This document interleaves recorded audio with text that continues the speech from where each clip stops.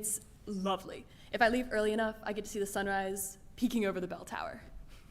But not that day. The rain was torrential. The hill into the court of North Carolina was basically a water slide. I was drenched 2 minutes in.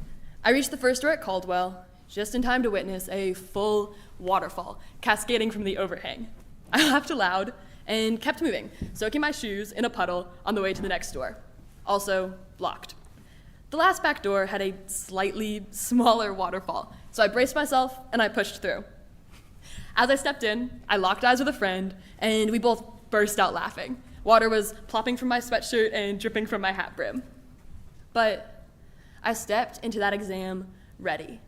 Not because being soaked to the bone before a big final is particularly fun, but because while here at NC State, I've learned that joy is often found in the moments that we least expect. And honestly, that's what today is about too. It's about celebrating the big achievements, yes, but it's also about honoring the countless small moments that made up our time here. The speed walks across campus, the late nights in the library, the group projects that we survived and honestly ended up having a grand old time in. That is one of the biggest lessons that I'm taking with me, that joy and meaning, they don't just live in the big events.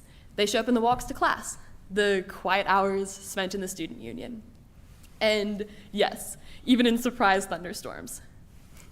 That is why I carry a bottle of bubbles in my backpack, because I've found joy, and I want to offer it to others in a way that catches them off guard, like it did for me. Joy often appears in unexpected ways, and I want to be the sort of person that helps people notice that. A lamp on a stand, sharing light because light changed my life. I sit in the student union all day long, not just because the chairs are comfy, though they are, but because community doesn't happen by accident. I've learned that presence and intentionality builds connection, that distracting conversations over half-finished homework and shared boxes of One Earth are where belonging begins. In the Department of Communication, this was especially true.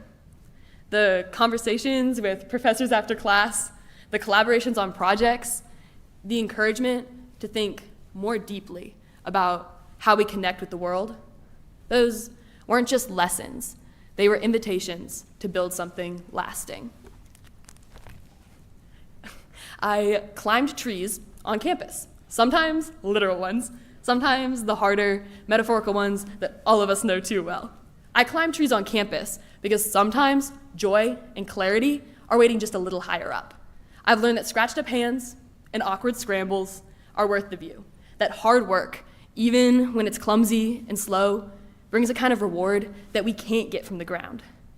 Each of us, in our own way, has done some climbing these past few years, through challenges, doubts, and breakthroughs that we didn't always see coming. And guys, when it rains, I go outside. Because life, it doesn't stop for the storm. And sometimes, we're not meant to either. Often, we're not called to wait it out. We're called to dance in it, to walk through it, soaked and laughing, trusting there's still something good that remains in the storm. That's a lesson NC State, and especially the comm department, helped teach us. To keep showing up, to keep reaching for connection, creativity, and clarity, even when the way forward wasn't clear. And if I'm honest, all the little moments like these, the soaked ones, the quiet ones, the crazy ones, the unexpected ones, are where I also learned to listen.